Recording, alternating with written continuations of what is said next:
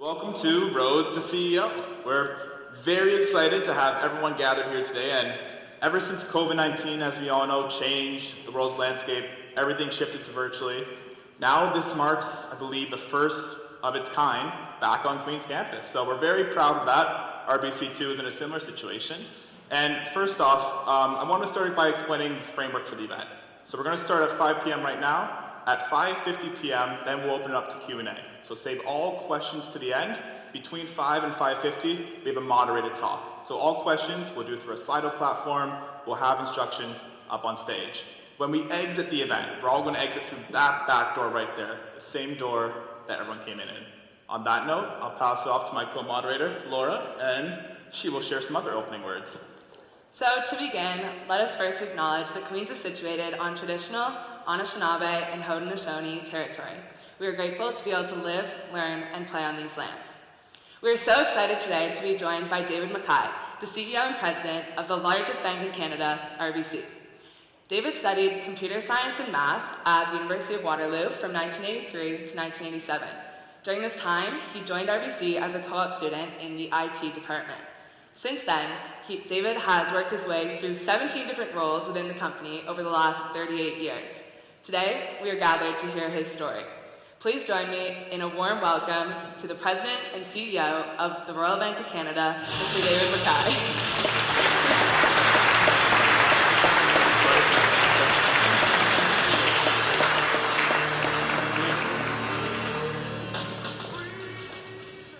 Good afternoon. Welcome. Thanks for the Pearl Jam intro. Of course. Well, great song, by the way. Great to be here. It is a good. They're all good songs. As we kick off, any opening comments? Oh, it's great to be here. It's great to be back on campus. It's been a long 18 months, and I'm really looking forward to talking about the journey to CEO and the life of a CEO.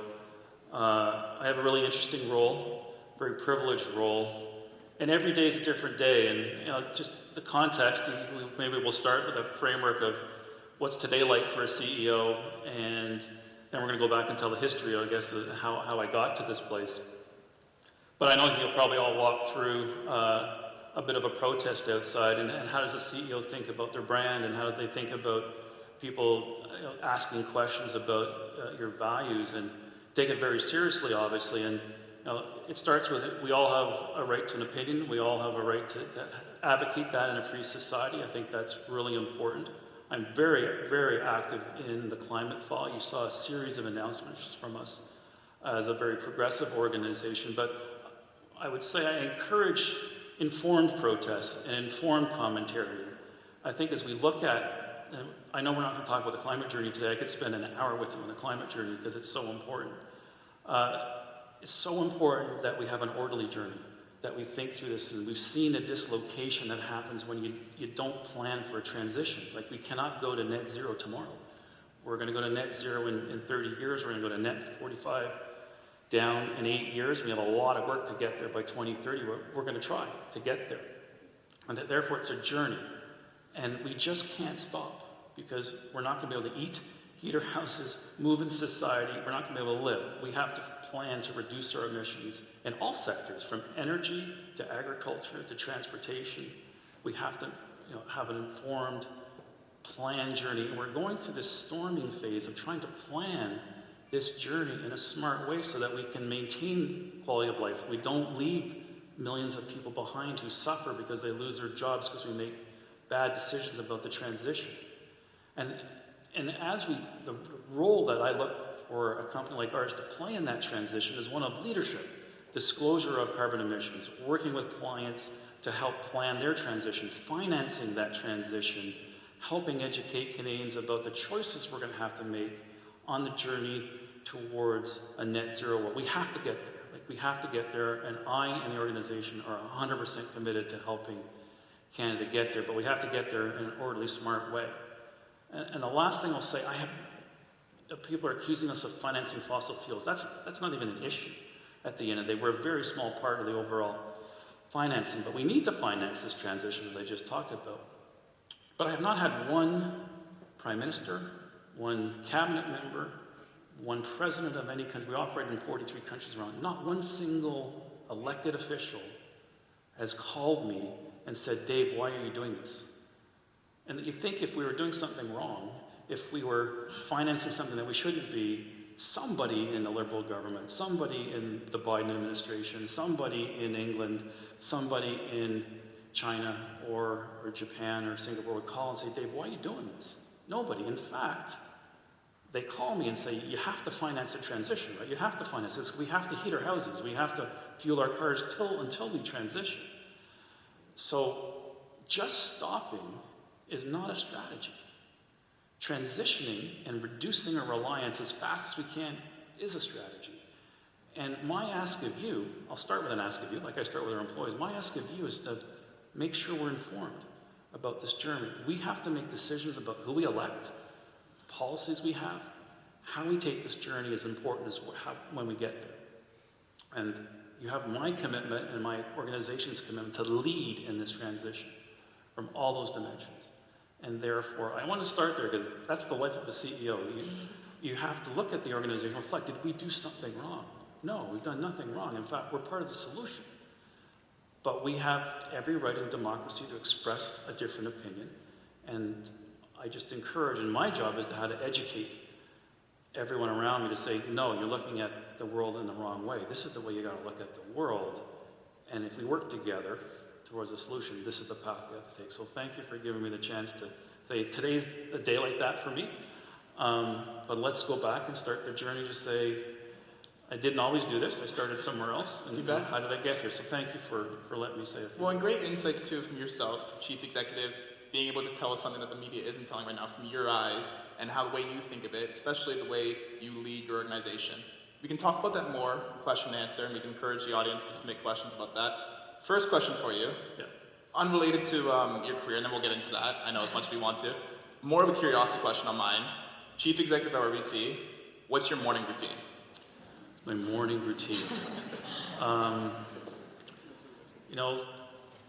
Sleep is really important.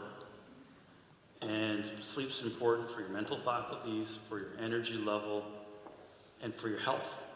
And these are tough jobs. These require a lot of energy, and you got to take care of yourself.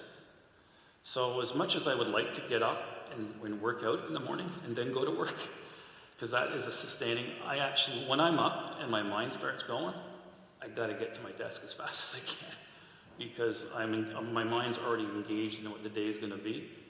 And I got to get going at it. I've tried to work on the treadmill and tried to think, and I stopped the treadmill, so I got to go and start working. So for me, because of the way my mind works, I'm up really early, and I'm in the office early, and I got to get at it. And I do my best thinking in the morning when I'm fresh. Or I do my best thinking after I work out. So I try to work out at night because it helps me sleep. Because you're processing. I meet so many people, I deal with so many situations that my mind's going pretty fast, and it helps me kind of calm my mind down. But getting sleep, even as a student, and managing your health is so important. And when I see executives who think that they're invincible and they try to function on 4 hours sleep continuously over an extended period of time, invariably they get very sick. And it's really sad and scary, and they haven't taken care of their body and their mind. So really important message, lifelong, take care of your mind and your body. Good thought, good point. Now, we'll talk about your career. So we're going to structure this, passing on between Laura and I. Let's start about your childhood first, work chronologically. We'll start about you at Waterloo, way in back school. Oh yeah, you in RBC, and then where you are today, of course. So first question, back to the beginning. You grew up in Montreal. Your father owned a furniture lighting store.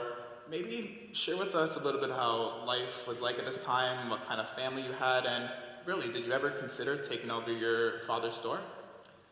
Well, it's an important part of my life story. So yes, my father was a war veteran. His Corvette was sunk by a German U-boat in the Atlantic Ocean trying to escort supply ships over. And then when he came home after the war, he started a small company importing high-end lighting and Italian lighting and furniture. And as the eldest son, I watched how hard he worked. I always thought it would fall to me to run that company, to your question. I was in grade 7, I was 13 years old, and I came home one day from school, and my father had passed away. He had decided to take my mother on a ski day, he loved to ski. I think it was a Wednesday, and he had a massive heart attack on the ski hill in Quebec. So I get home from school, and my father's gone. And that kind of changes your life. As a 13-year-old, my brother was 10 and my sister was 6. And there's a lot of research out there that points to CEOs' personal resilience and early childhood trauma. And you can research it. I mean, there's a high degree of correlation between dealing with that at a young age and how your life progresses and how you deal with that over time, because resilience is a really important part of being a public company. Any CEO, but a public company CEO. My mother ran the company for 5 years. She was my hero. She raised 3 small kids, and then we sold the company. And when she sold the company, I was 17, 18. I was ready to go off to the University of Waterloo, and that liberated me. That liberated me to say, I'm not responsible now for the family business, and the world is what I make of it, and the journey is what I take. So it was foundational because I might have been running that company at some point. Mm-hmm. And then you mentioned Waterloo. So of course, after that, 1980s, you went to University of Waterloo studying mathematics and computer science. Why this field? And why Waterloo? Yeah, it's a good question. I was in Montreal, growing up in the suburbs of Montreal, and trying to figure out what I wanted to do. There was a couple things about Waterloo. Computers were emerging as a capability, and I was intrigued by them. I was really good at math, but it was the co-op program. It was really unique at the time that Waterloo had this co-op program. They were really the first in Canada to do it, and this was back in the 80s, so I'm dating myself, obviously. And this whole co-op concept, because I didn't have a lot of money to go to school, and being able to go to school, work, go to school was a way to fund my education because my family didn't have a lot of money, and gain experience. I didn't have a network because we ran a small business. I didn't know anybody at the Royal Bank where I got my first job. So for that reason, it wasn't so much that I had a vision about computers. I wanted to work, earn money. I wanted to try something different, and I was the only student from my whole high school that went to Waterloo. Didn't know anybody when I got there. It was a long way from Montreal, but that was it. It was the co-op and computers and math, and I was pretty good at math, so I said, maybe the math program's for me. I looked at Ivy pretty well, but I had a lot of friends who went here to Queens. We did go to Ivy 2 hours later on, of course. Sorry? You did go to Ivy later on. I did, yeah. And we'll talk about that. Yeah. Back at Waterloo in your undergrad, more of a personal question. How you've described yourself as a student? I was shocked by how many smart people I was around. So I found high school in Cégep in Quebec really easy, probably because it was easy. And they didn't test you very hard. So you get lazy about your marks, and you think you can do it without working very hard.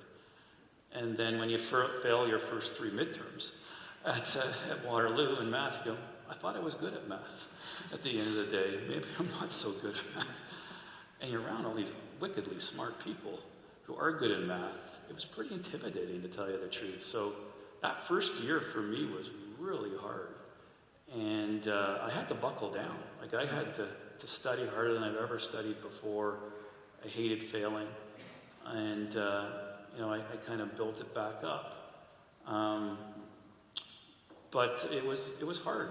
It was probably one of the biggest tests in my career. But what that degree did for me was it taught me how to think. And it taught me how to structurally solve. When I was coding software, when I was solving mathematical problems, I was structuring complex solutions in my head. And I was gaining a facility with numbers, which is really important, how numbers tell a story.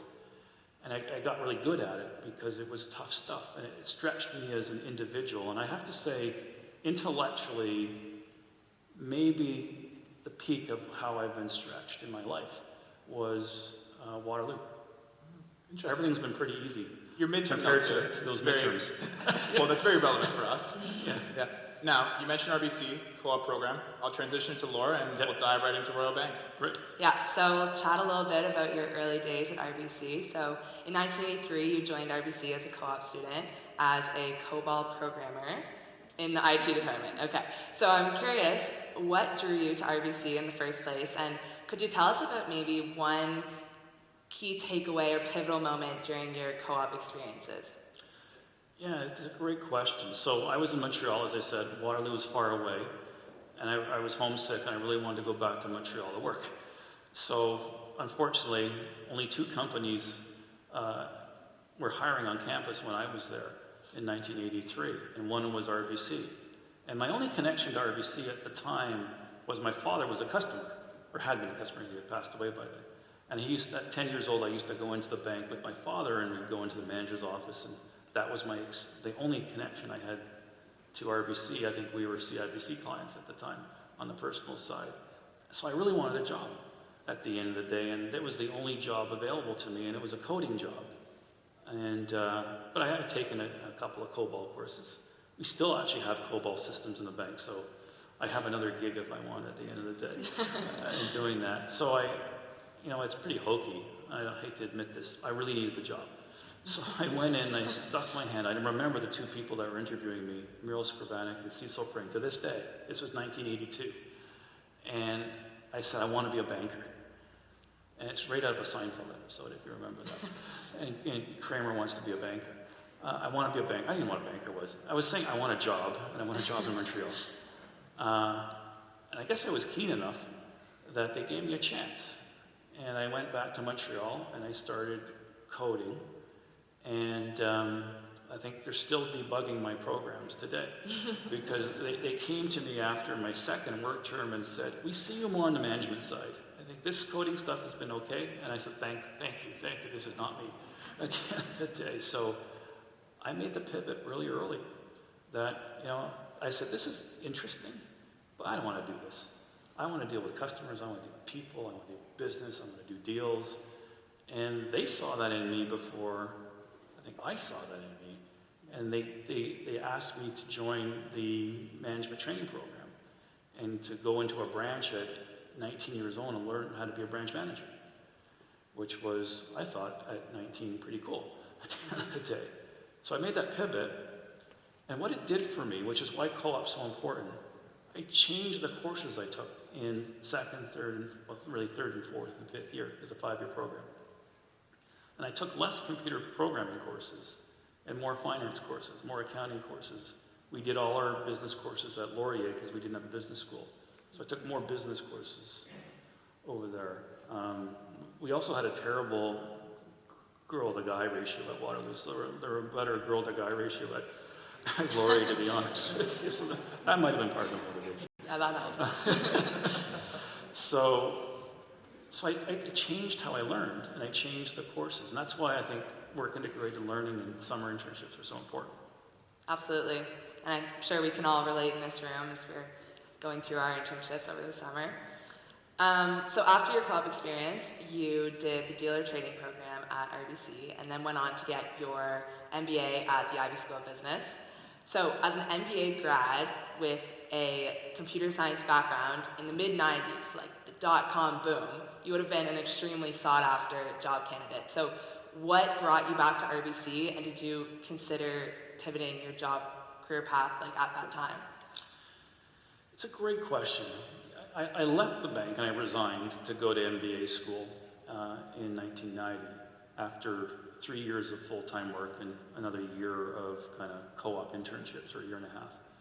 And I left with the intention, to your question, of not coming back. This has been great, but I want to get my MBA, and I want to either go into investment banking, or I want to go into consulting, or thought I wanted to work for a manufacturer. I just want to do something different. So I left with that full intent.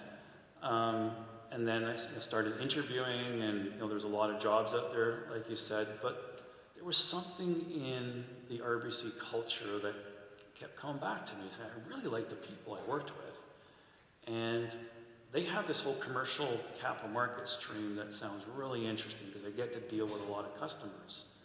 So I kept that, I had an offer there, and I kept that opportunity alive while I interviewed for a number of other jobs. And it was the best opportunity for me. And I said, I love the people, and I really want to learn how to deal with senior corporate customers. I think it's a great opportunity. And at that point, I never in the world thought I was going to be a CEO or should be a CEO or could be a CEO. But I had this thing in my head that, as I was making that decision, everyone around me, because they took MBA school, thought they should be a CEO. And it's particularly a problem when you come out of a case-oriented school, because all these cases are written from the perspective, and you do them, of the C-suite. You're a CFO, Chief Marketing Officer, Chief Operating Officer, CEO, and they put this little case together for you, as you all know. I'm sure you're doing a ton of cases. And you put yourself in the seat of a CEO, and they make it so accessible and so easy, and at the end of an hour and a half of discussion, you make a decision. In my class, everyone thought that was being a CEO, and therefore everyone should be a CEO within 5 years of coming out of Ivy. Well, that's pretty unrealistic. But that was the mentality, and a lot of people were in for a big letdown. It's not that easy. But I started to think, to your question, about could I be a CEO? And I was pretty young at the time, so I would have been 25, 26. And this thing came into my head that, why not me? So as I rejoined RBC, and I didn't intend to go back. I didn't have to go back, but I chose to go there because this thing started to come into my head that, why not me? I mean, I feel like I'm pretty capable. And this kind of grew as a nugget inside me for a period of time. I never obsessed on being a CEO. Am I getting too far ahead for you? No, you're great. Okay. Follow on. But there's always this thing that said, until someone tells me it's not you, why not me? Why not me? I'm young, I've got all these skills, and I'm going to go for it. So I always had this little thing inside me, never big, and I never dwelt on it, and I never expressed it externally that I wanted to be a CEO. I just said, why not me? And it was this quiet confidence, internal, that was just there that said, just keep going, keep pushing it. Until someone tells you it's not you, just keep going. And I would dream about it, but I would never obsess on it. And it was, I got to tell you, probably in the 15 years that led up to being a CEO, I might have thought about it in total a couple of hours. So this is really fleeting, but there's something in here, a confidence that said, why not me? And I encourage all of you, whatever you choose to pursue, set a big ambition, like starting a company, taking on a role, being prime minister, whatever you want to do. And always say, why not me? Until someone tells you it's not you, why not me? It was a bit of magic inside me, and I honestly don't know where it came from. No one gave it to me. It just just there. But keep that inside you. Keep that internal confidence. You can do anything. You really can. Absolutely, that's a great mindset to hold on to. I'll pass it back to Lucas, and we'll kind of dive into the mid area of your career. Talk about growing at RBC. Yeah. So you mentioned the dealer training program. When you came back for your MBA, what was your role? I came back into the corporate banking account management space, so basically the high-end commercial and corporate lending, which when you think about what a bank does, we take risk. And we lend money, and we help companies grow, acquire other companies, be successful. And this is what I had been doing as an MBA. I've been studying companies, studying their marketing plans. You know all of that from biz school. And this was a way of applying it every day. So one of the reasons I went back to RBC is I would take my degree, all those cases, I think we did 1,000 cases in 2 years, and you apply it every day in judging management of a company, judging their marketing and sales plans, their operation plans, and then deciding to invest in them or not. So I said, well, what better way to put your MBA to work than dealing with all these companies and getting a portfolio of companies? So I joined the bank into the training program, and then I got sent to Tokyo. I had a chance to work with Japanese corporates. And that kind of threw my world upside down because I didn't speak the language that day. And they have a very different way of structuring business and structuring their life, and their value systems are quite different than mine and ours are in Canada, yet it all works. So for me, it was a cultural test and a business test, and then a test of trying to operate in a bank where the brand was zero versus #1 brand in the country in Canada. So I never forget, I walked in, Toyota was one of my big customers. I was an automotive specialist, and Nissan, Toyota, Honda, Mazda. And I got to meet a lot of the senior management team, and I never forget walking into one of those senior management with my translator, because they rarely, but I came across this one Japanese executive who had lived in Canada, in Allison, and therefore spoke pretty good English. And he said, we deal with a lot of banks in the world, and he had the Forbes list of top 100 banks in the world, and at the time, RBC was 56th in the world. And he said, when RBC gets to top 20, we'll deal with you. So he said, when hell freezes over, I'll deal with you. And I never forget that. We're 10 today. So we have come back. But that was how hard it was to do business there. So it was a great opportunity to live in a different culture, to work in a different system, the different values between family and work. We work 6 days a week formally, work long, long hours, but we went out every night, Monday to Thursday, as a management team. And we'd go out, of those 4 nights, we'd go out very late 2 nights. And my Japanese colleagues had a 2-hour commute each way. They learned how to sleep standing up. And I had to roll down the hill in Roppongi to my place. But it taught me about teamwork, and it taught me about thinking things through up front, and then implementing with outstanding execution. So it was a great kind of, early in my career, I got a chance to do something really different, experience a different culture, which I encourage all of you, learn so much. I learned how things can be so different and work so well. This is from traveling, of course. Sorry? This is from traveling, of course, during your time. Yeah, it was mostly from just living in Tokyo and working with Japanese corporates.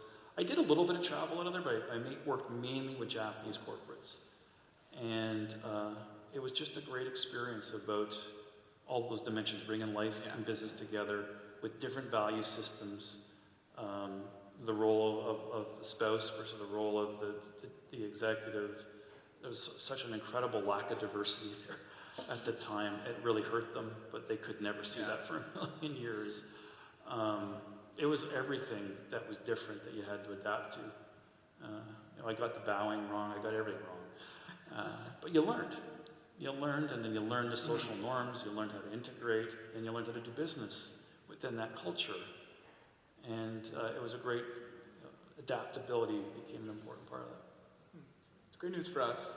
Next semester, a bunch of students right now are on exchange. Europe, Asia. Next semester, myself, Laura, other third years, we're partaking in exchange. Great idea for us to keep in mind too. Transitioning a little bit, in our research for preparing for this, we watched your Ryerson University commencement speech. And you referenced something about learning 3 jobs at once. It sounds a little daunting, so maybe explain what you mean by that and how did that help you in your career progression? Because I came from an entrepreneurial small business family, I try to think of the roots of this, because I'm incredibly ambitious and I'm incredibly competitive. Come from a basketball background. Always want to win.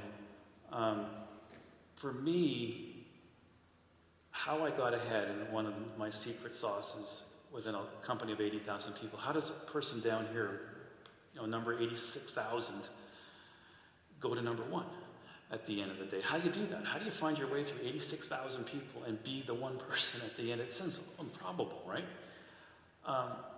One of the things I did was I did the 3 to 1.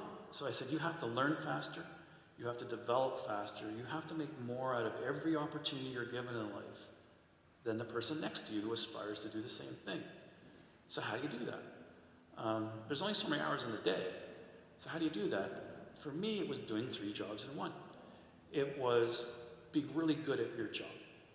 obviously learning the job that you're in. 2, it was understanding your boss's role. You go into management meetings, you've got your peers, you've got your boss. They have a different job. They're managing your peers, they're managing a broader responsibility, they got different decisions. So I always try to put myself in my boss's role and say, what are his pressures or her pressures? What decisions is she making? Not just about me, but about my peers. What ambition does she have or he have? And I tried to learn it because one day I might have that job, and I want to do that job really well. And if I can prepare myself mentally now to do that job and make those decisions, if I get that job, I'll move faster and I'll be more decisive and I'll do the job better. And at the same time, I picked one of my peers and I said, I want to learn your job. Like, what are you trying to do? What's your ambition? What are you trying to achieve? What's your challenges? Does it intersect with my job at all? So I find one peer, sometimes two. And in an 18-month or 2-year cycle, if you do that 3 or 4 or 5 times, you go way ahead of your peers who took smaller view. I'm going to really be really good at my job. And what invariably happened was I was promoted above my peers to do my boss's job because the people up said, well, Dave looks like he already knows the job. He can finish his boss's sentence. He's supporting his boss. In fact, it looks like he's almost doing the job today. Well, why wouldn't we put him in that job? So I trained my mind to move fast. And you do that enough. So I tell all our leaders inside, you got to leverage every opportunity. Why learn one job when you can learn 3 or 4? It helps the company, it helps build teamwork, and it accelerated me so many times, and it was unique that I got promoted to manage my peers. Usually you get lateraled out, but because it looked like I knew how to run the job already, I got the chance to step up quickly and manage my peers. So it accelerated me quickly through the organization. I was an executive at 33 or 32. And kind of 4 years out of MBA school, they made me an executive. I was a senior executive senior vice president at 30. I think I was the youngest executive ever at 33. Senior vice president at 36. Executive vice president, which is normally you're in your mid-50s. 50s, I was executive vice president at 39. And then a group executive at 43, 44. Wow. So 3 jobs at once have paid off. And of course, moving in, right now, I guess we're focused on the mid-2000s. So learn your boss's job, you climb through the ranks of RBC. If you go on your LinkedIn, it's like every 2 years you're having a new role. We checked it out, of course. Around the mid-2000s, you eventually took on leading RBC's payments with the head of personal banking, and I believe commercial banking too. During all this time, we haven't talked about this much yet, you're a big advocate for taking risks, but ambitious risks. Maybe tell us about some risks you took in your career around this time that helped you progress to where you eventually became. Yeah, so learning quickly, accelerating learning, being curious is a mission critical skill, running the smallest entrepreneurial fintech to the biggest company. Really important. The other thing that I did that differentiated, but you're going to do and you're going to have to do even more than I did, is take risk. So in a big bank, in an organization where you got varying levels of risk taking because there's constraints around a regulated financial institution, I viewed myself as a risk taker, as an entrepreneur. And I always started with really ambitious goals. And when I took over the payments business, as you said, and the credit card business at RBC was really struggling when I took it over in the early 90s. We hadn't launched new products in a while. We hadn't grown. CIBC was killing us. And others were coming up on us. We were the number 3 card business in Canada. I said, we're going to double. I stood in front of the senior management team, my team, and I said, we're going to double this business in 5 years. And we were shrinking at the time. Oh. And I was in a room about this size, and I looked at the back row, and a bunch of guys were snickering and laughing at each other. Who is this idiot? What's he talking about? Doubling the business. We're shrinking. And then I put up a slide, and I said, here's how we're going to do it. We're going to chunk it down into these distinct buckets, and we have different leaders of those buckets, and we got 5 different strategies. And if you break it down, and you break those buckets down, it looks a little more manageable. And that's the waterfall to doubling a business. And we went out and we doubled the business in kind of 3 years. And we pursued some really bold strategies in Canada. We launched the Avion credit card during that period. We came up, and it's now the #1 credit card in the country. We didn't even exist back then, and Aeroplan, Aerogold, I think CF Zero Gold was the #1 credit card by, they had more than 1 million customers and we had none. And now we're a lot bigger than Aeroplan and TD Aeroplan. But it started with a bold ambition to invest more money. My seminal breakout came in a couple areas. The next area, and I never forget this, was we were getting killed by ING Bank. So ING had come into Canada, they had launched a high interest savings account, there's probably cases about it. They started taking our customers, like a lot of our customers. They were offering higher interest rates, park your money here, and we didn't respond. As an industry, we didn't respond. RBC didn't respond, and we didn't respond because executives would look at the numbers and we said the cannibalization of your customer base is so significant that we're going to lose a ton of money.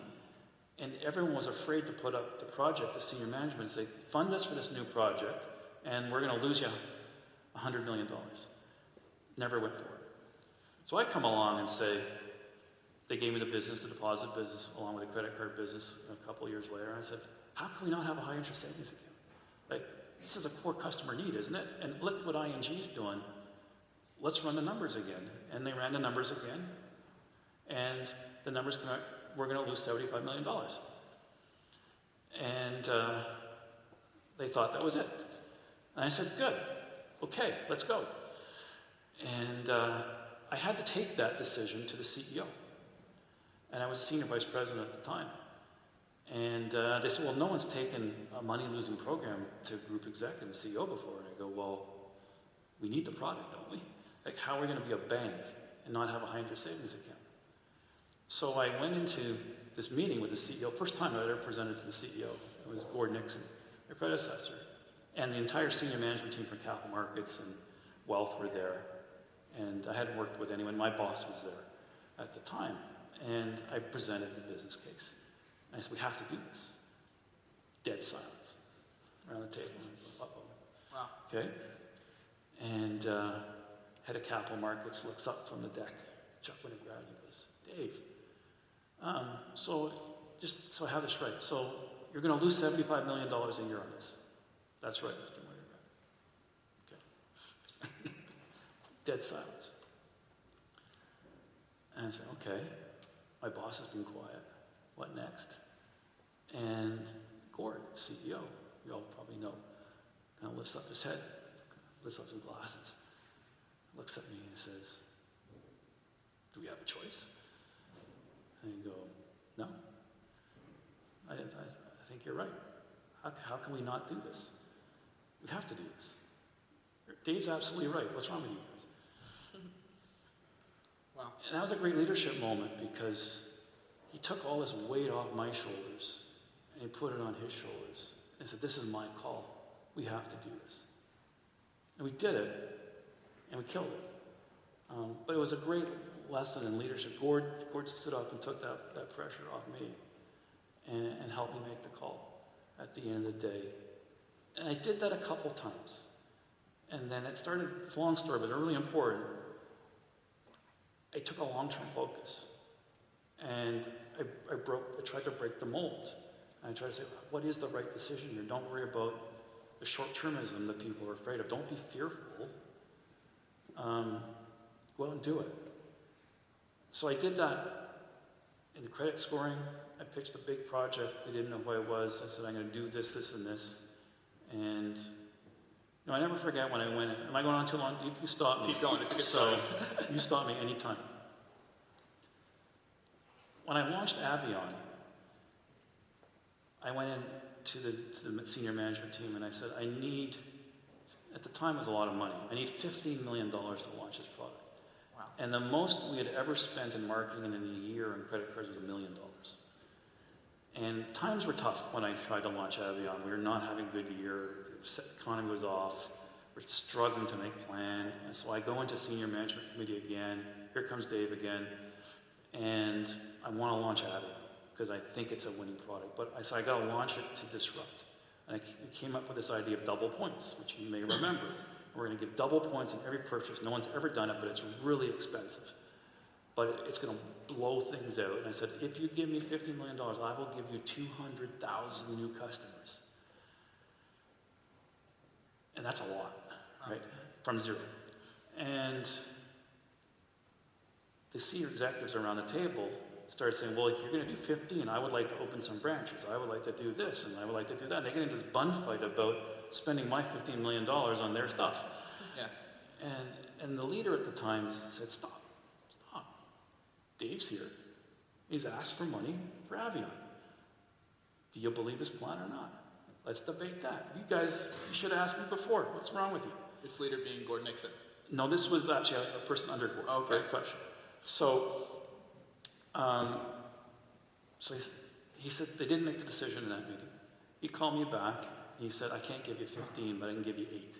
I said, I'll give you 150,000 for 8 million. And we got 200. So it's just having conviction and working with your team. My peers would have been afraid at times to put that up.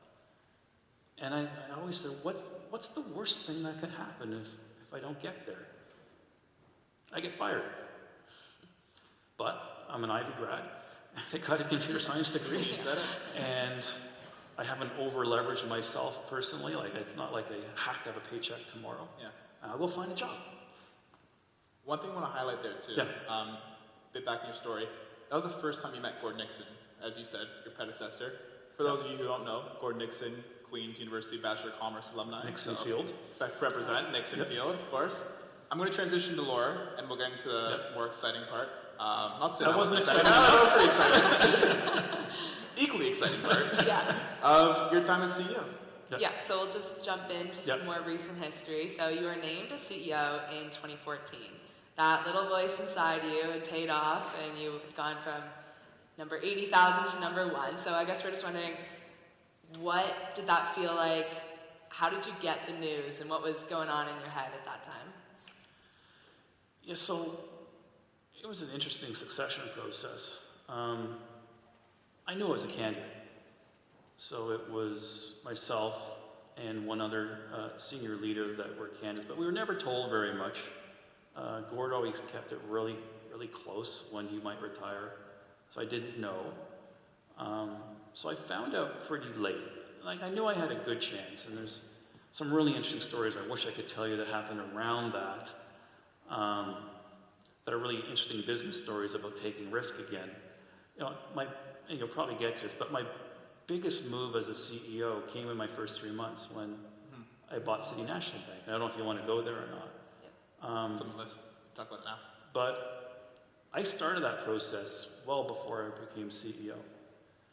And I went to Gord 2 years before I was named CEO, and I had no idea I was going to be CEO, and I wasn't responsible for the U.S. I said, Gord, we just had sold our retail bank in the U.S. We had written off $7 billion. We were embarrassed, and we exited the U.S. This was Centura Bank. And I said to Gord, I know this didn't go well. You didn't buy it. You sold it. You made the right decision. We have to go back in. We need another growth vector for this company. And we have to go in a very different way. And I said, here's my idea of how we go back in the United States. We've got to focus on a different client base, different market, different type of company. And you know, it was really interesting conversation. He said, Dave, you know, when I inherited the bank, it was 12 years ago, he said, I inherited a mess that my predecessor had acquired just before he retired. And I didn't think it was fair that I had to inherit this stuff, so I would never do that to the next. He never said, Dave, you're the next CEO. The next CEO. So I'm not that interested in doing that, but if you think it's important, then I'll let you work directly with the board and go figure it out. Okay, that's fair. So I put up strategy together, and I said, we can re-enter the U.S. in a couple of ways. One, we can take the high risk, financial, low risk operational, which is buying big, or we can take the low risk financial, high risk operation, which is buying small. And then there's a continuum of companies that we would try to access through that. And I presented that to the board, and the board gave me approval to go start talking to the CEO. I had no response for the US. I didn't know I was going to be CEO, but this is kind of a weird, so I had approval to go and talk to these CEOs in the United States about buying their bank, seeing if they're interested. So I did that. And I started going around and I found a couple of banks that I thought would be perfect fits. And we started debating that at the board, which one was better than the other one. And one of them was much higher financial risk and lower operational risk. And I had a tentative deal with the seller, but I didn't know I was going to be CEO. And there was a lot of noise in the organization. This is all stuff I don't talk about normally. I had a chance to do that, but I decided not to. And it's one of my, for a lot of reasons, it's one of my biggest regrets as a CEO, is I had a chance to transform the organization from that place. And for a lot of reasons, I chose not to do it at that time. And I was disappointed because that company is worth 4 times today what it was when I could have done the deal. So it was the right company and it was a great opportunity, and I read all the signals right, but I didn't pull a trigger on it. I became CEO, to your point, and there was a second company that I had my eye on, and I went hard after it. And I got it, which was City National Bank. And we made that announcement in month 4 on the job. And the market looked at me and said, who is this guy? At the end of the day, he's CEO for 4 months, he spends $7 billion at the end of the day, and our largest acquisition had been 2.5, 3. But I told the story. I said, I've been actually working on this for 2.5 years now. I know this company really well. Like I said, we dated corporately for 2 or 3 years. I walked into their branches, I mystery shopped them, I got to know them. I know this company really, really well, and here's what I'm going to do with it. And we set out a vision, and we've tripled that bank in 5 years. I still covet the one I missed, but that was kind of an interesting way to start as a CEO.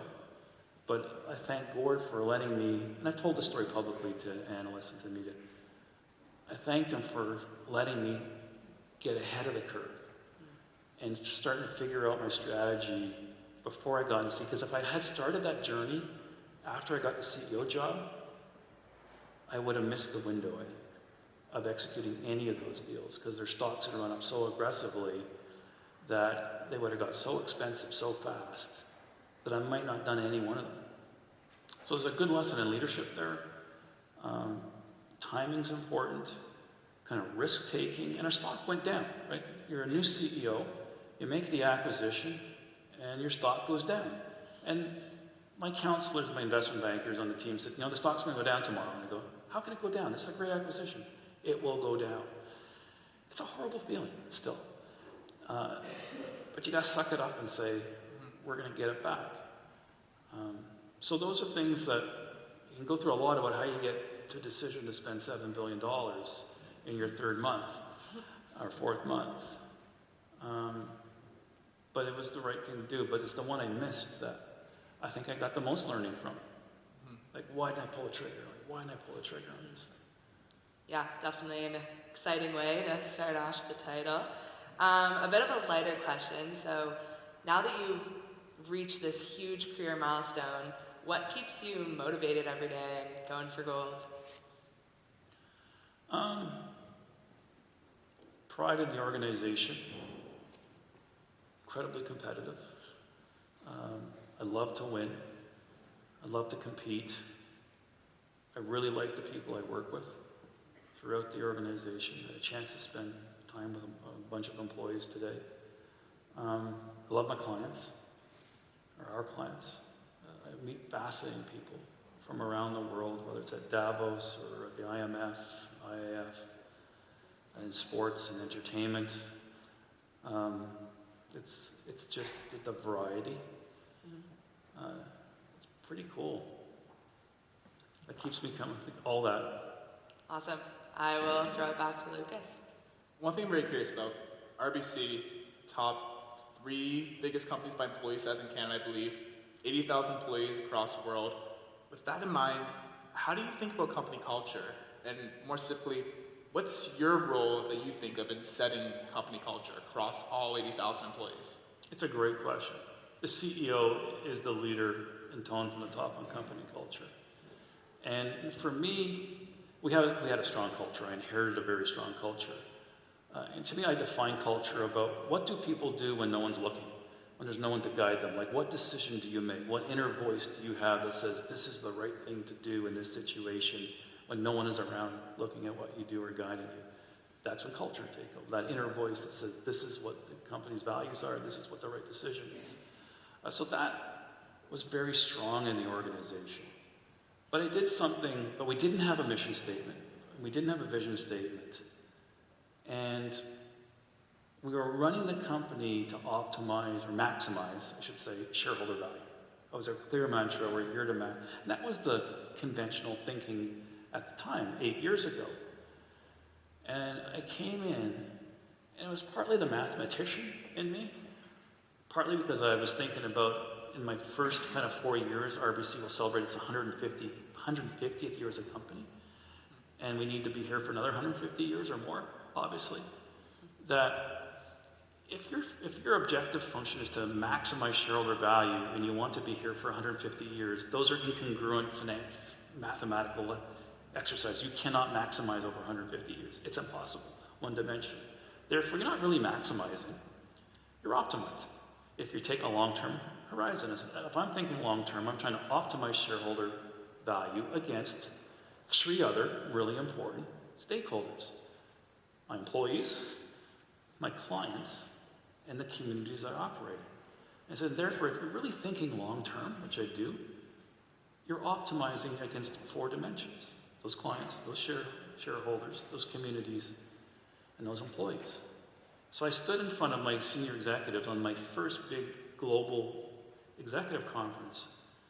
And I never forget it, because I was standing in a room like this, or a little bit twice the size, 500 people. And I said, we're not in the business of maximizing shareholder value. Silence. I see a group of capital markets employees. What is he talking about? They almost fell off their chairs. Like, of course we're here to maximize shareholder. No, we're not.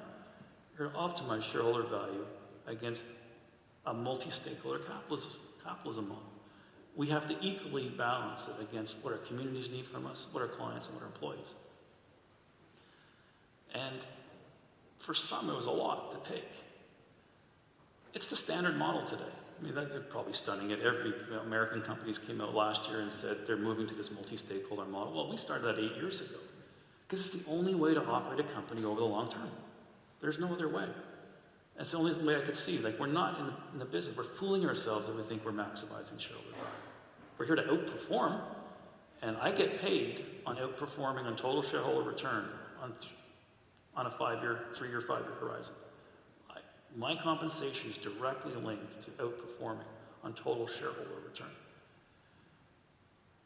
But I have to run the company to optimize across those dimensions. So, for me as a young CEO again, my instinct was to change the objective function of the company.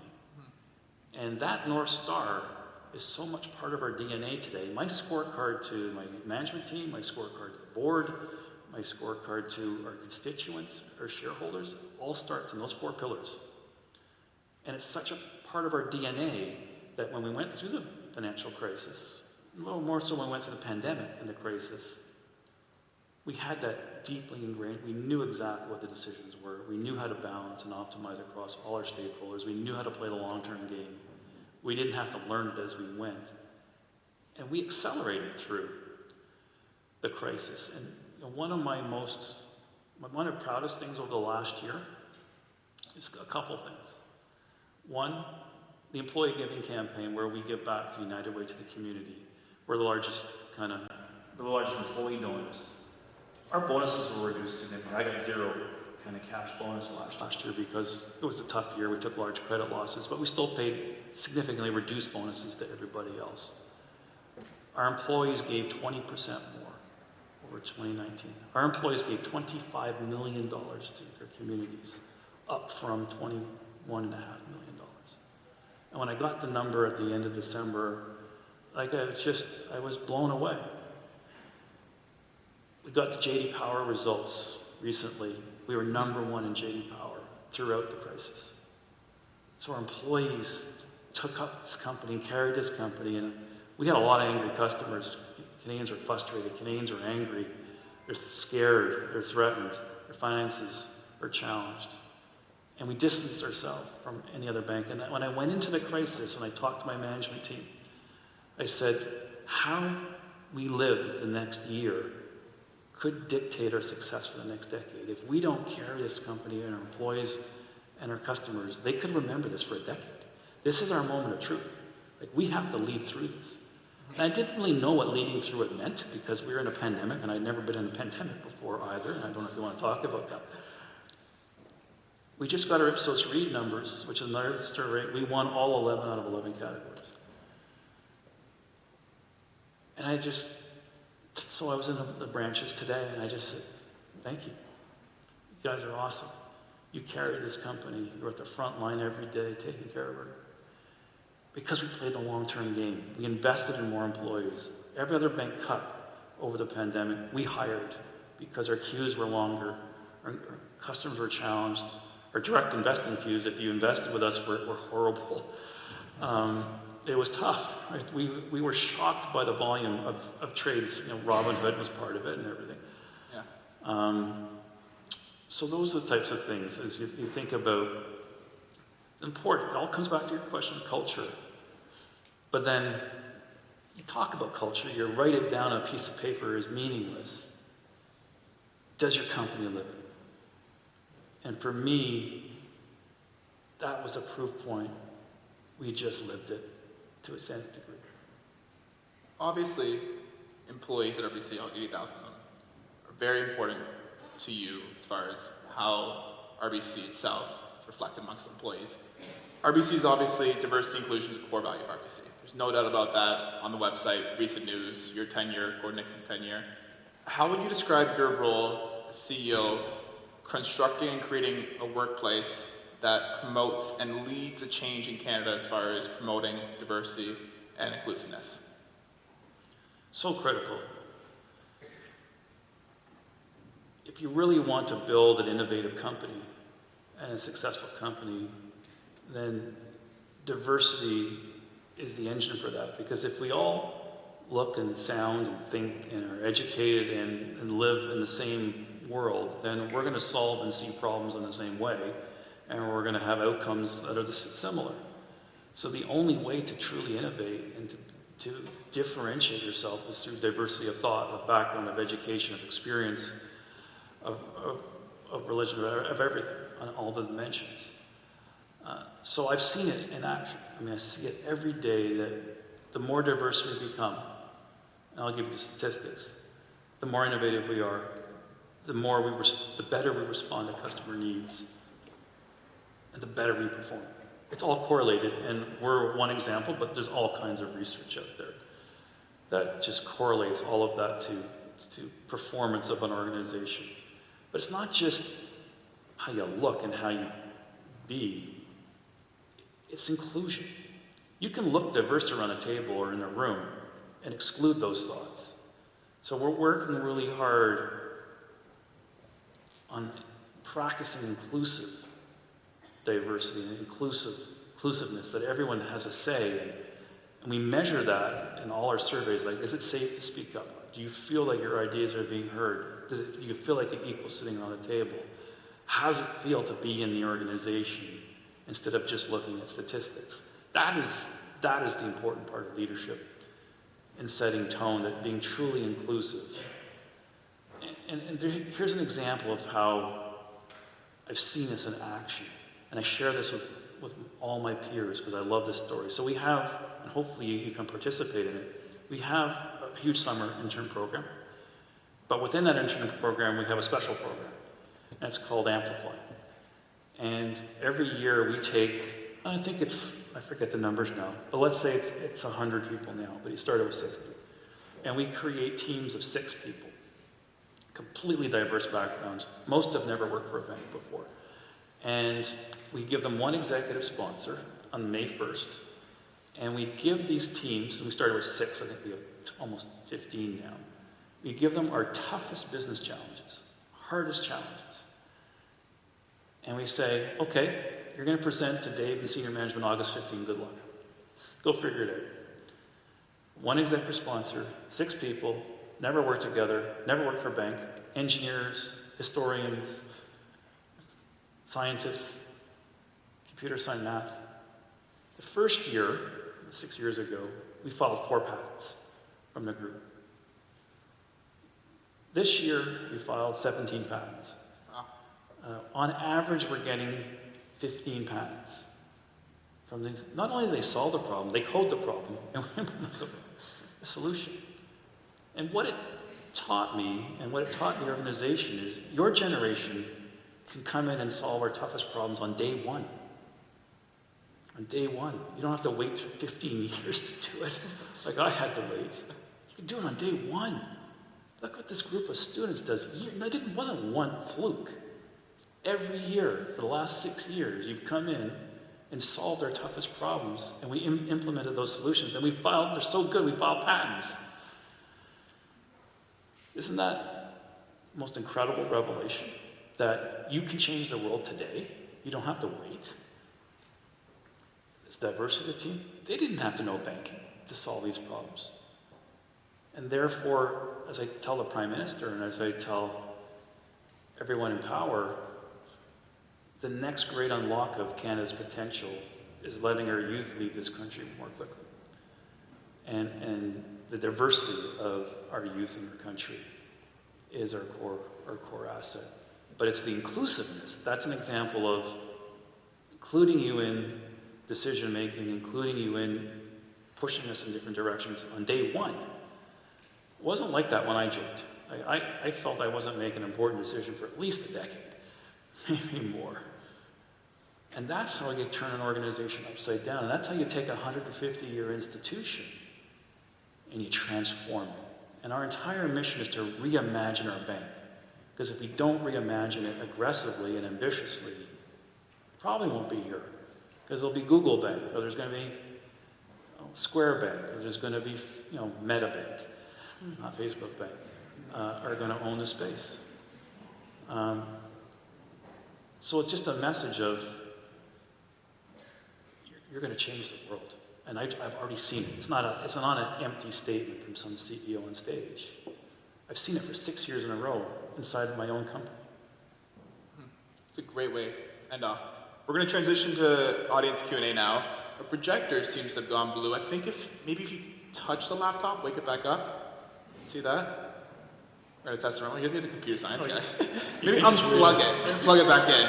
Or maybe you put your hand up. Yeah, well, maybe technicians. While we figure out this, I can verbally describe it. So if everyone goes to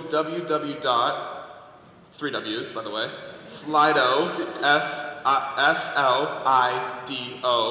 Slido.com, and you submit the code RBC. This is how you can submit a question you'd like to ask. We have a monitor which will turn on right here. And Taras back there, he's going to monitor them, approve them.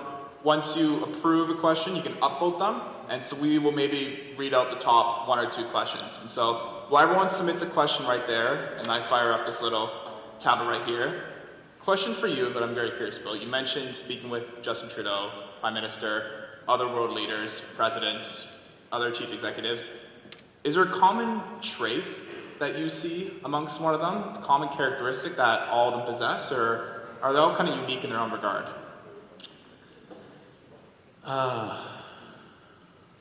They're different. I mean, they're really different. So I've had a chance to sit down with President Trump That was the most interesting meeting. Spend obviously more time with the Prime Minister at the end of the day. They're different. They come from different cultures, they come from different economies, they come from different political ideologies. I mean, it's hard to compare the ideology of our Prime Minister and his close advisors to the ideology of President Trump or President Biden, for that matter. So you'd expect them to be very different. They have different levels of comfort with different topics. Obviously, we have President Trump coming from a different background of business versus our Prime Minister coming from a different background. So everyone has their own strengths and focuses and ideologies. So my job is to understand those, understand the context of their party and what they're trying to achieve for their country, and then what role are we, and how does that impact policy and business, and that's, they're all different, and you have to adjust. And I've got an incredible team. Now, one of the reasons I hired John Stackhouse, who was on the Queen's grad and on the Queen's board, former editor-in-chief of the Globe and Mail, if you read the Globe. So John's kind of works for me. And I hired him from the Globe when he was running the newspaper. And I hired him because I needed his diversity of thought. It helped me understand complex world and his connectivity to policy and the government. And here's a guy who every day decides what Canadians are going to read and what's important in the world, and digesting that down into this is what you need to know. But he starts from this broad, incredible knowledge base. He's brilliant. I said, RBC needs that. RBC needs to understand the world, how the world's changing. We need more input into what's going on. We need to go outside in a lot more. And John's brought that to us. John's brought this incredible, as Queen's grad, this incredible insight. So when I go to Davos every year, John and I go to Davos together. We fly over. We get there on day one. John goes this direction as an investigative journalist, and I go in this direction, meeting all my peer CEOs from around the world. And I don't see him until we fly home together. And we compare notes. What did you learn? Who did you meet? Who did you go see? And he's like, he does a completely different thing than I do. He has a more unstructured world. I have a very structured world of these meetings, that meetings, meeting President Trump, stuff like that. But I learn a lot. I learn a lot off the record. And then we co-write this 10 things I learned in Davos, which you may have seen. It's 10 things, and we digest it, we boil it down. These are 10 big ideas that came out over the 4 days, 4 exhausting days. Like, you don't sleep. You just go hard as you can for 4 days. And it's fascinating because he connects with very different people. And as you run companies, as you try to figure out the world, having that type of asset beside you, that type of thought leader, and John really helps me understand what the Liberal government's thinking, what the Biden government's thinking, and what the Johnson government's thinking, and why there's a difference between what's said and what's done often, and to interpret the words versus the actions differently. And that's invaluable to a CEO like myself in trying to influence policy, influence direction, and approaching it with the right context. Invaluable. So as you grow up to run companies, I encourage you to have someone like a John Stackhouse on your team.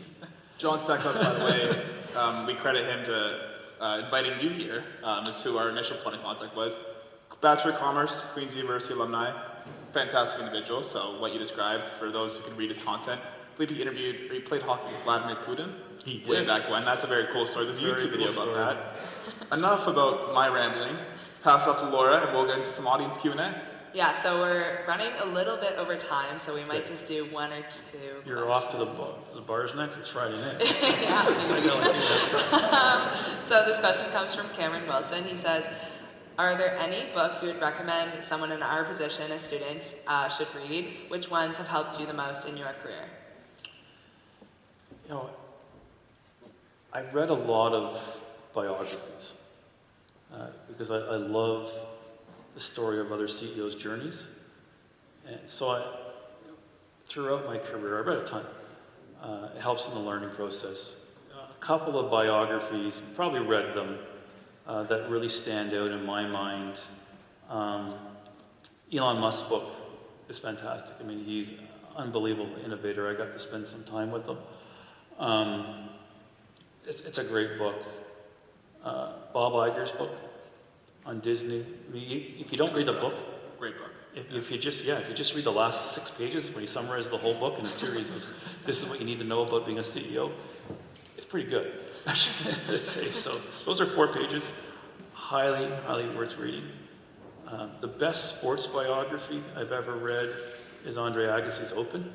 And I got to interview Andre Agassi a year ago on stage. And I wanted to interview him because I had read the book and it's great storytelling. But there's a competitor. Here's someone who's given back to the community. Great structural books. A Shoe Dog, obviously the Nike story, another great biography.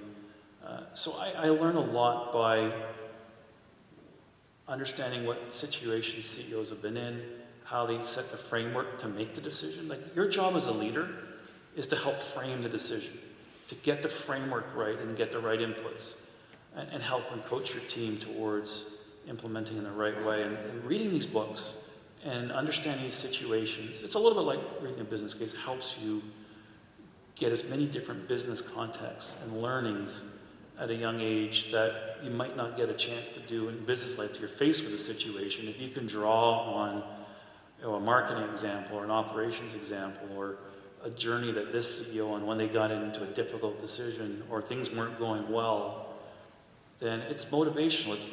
You're always trying to draw on something within you to say, okay, I see the pattern here. What am I going to do? Oh yeah, okay, here's maybe a construct to use because I read about it or I heard about it from somebody. So those are just more recent examples of great books on the journeys of people who have innovated and taken risk. And try Stanley McChrystal's book on leadership is really, really good, coming from the Navy and Navy SEALs. Brilliant leader, so McChrystal's a great book. There's a whole bunch of them, but find one, research one that you like. And so I did a lot of biography, just because I'm really interested in people and their story and their journeys from that perspective. Those are some great recommendations. I hope people took note there. Okay, last question is from Christopher Ma. So, being in a management position where your decisions have a large degree of importance, how do you approach and deal with stress? Yeah. Do you get stressed? I do. I tend to get more stressed earlier on in my job tenure, as you expect when you don't know a job, even though, as you heard me say, I trained myself to do the job. You don't really know the job until you get into it.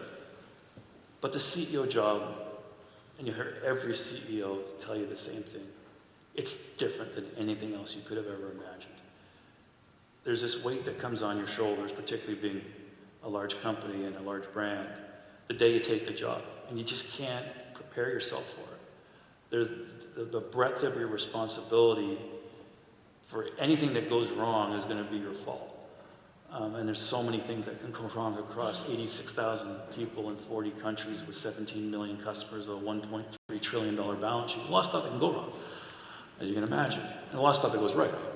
So how do you deal with that? Honestly, I had trouble sleeping at first.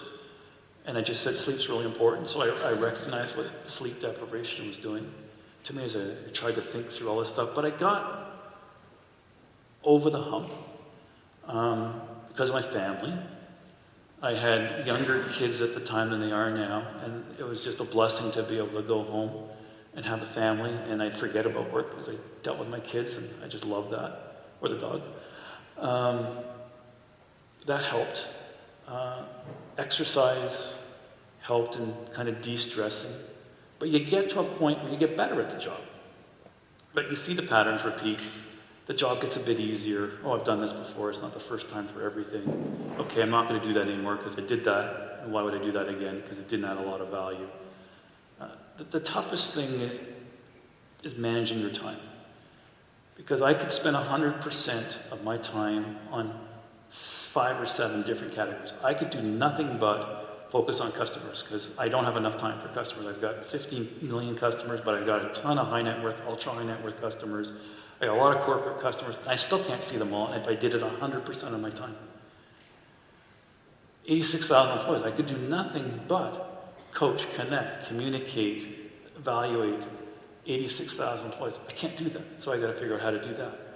I got to manage the performance of the organization and make business decisions and investment decisions. I could do that 150% of the time. I can't do that. I can spend 100% of the time managing government and boards and external. I can't do that. So it needs 500% of you. And now you got to figure out how to get that down to 100%. And that's not easy. And therefore, I come at it with the perspective of, where does the organization need me and not need me? And what do I like to do, what I don't like to do? And that is irrelevant. I need to be where the organization needs me. And therefore, where am I going to have impact that's important to our mission and our objective? And then I allocate my time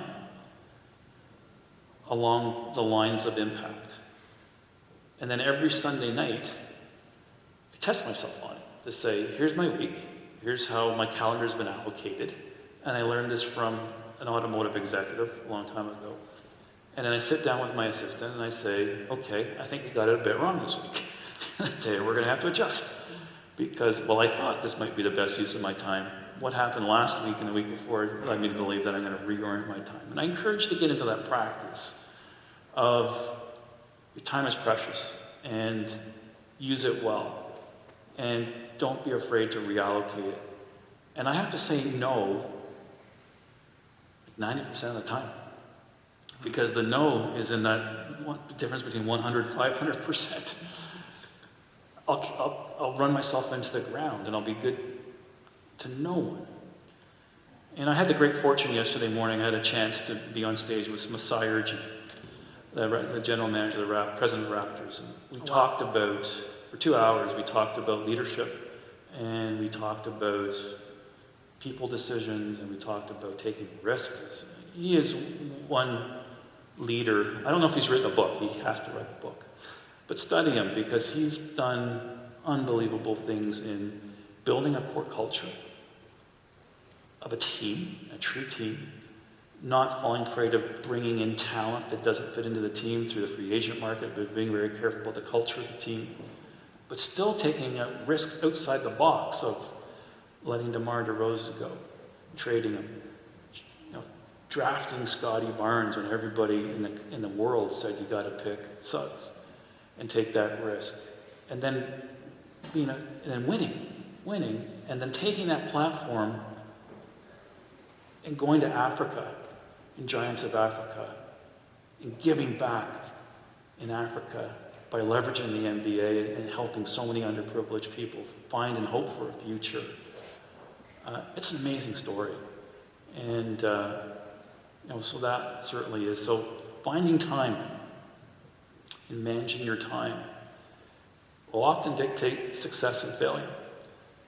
And I'm out of time, I know, sorry, because the bars are open and I'm going to go out to dinner with friends too. So I may see you, probably not in the same place.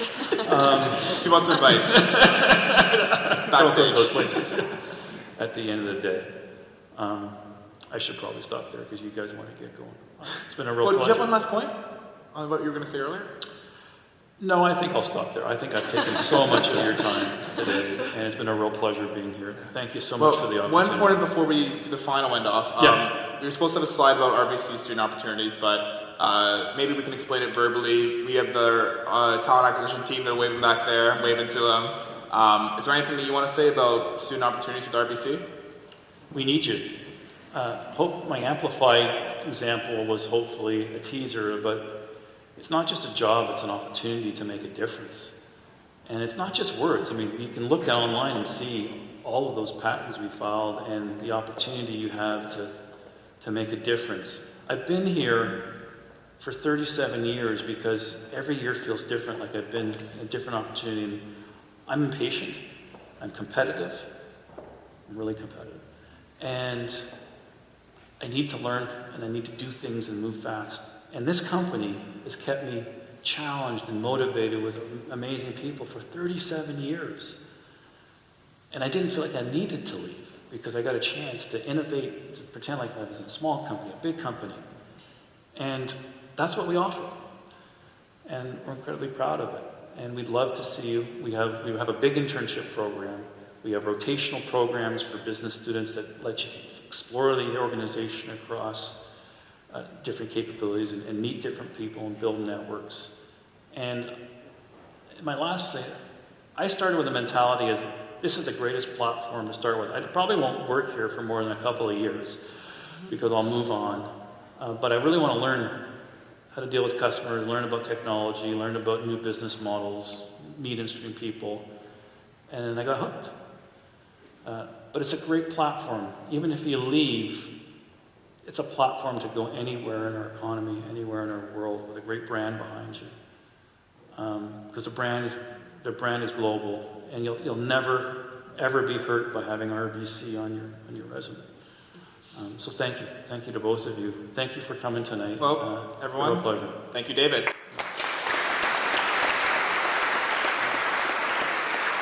So you got a little. For the next time you go to Western University, when you give the commencement speech at Ivy, you got a bunch of Queen's merch for you to wear. Hat, sweater, here's a tie maybe. Just to show them who's boss. I don't wear a tie anymore. But thank you for wearing it. Thank you very much, everybody. Thank you, Awesome. everybody. Thank you for coming out. Enjoy your weekend. Great job.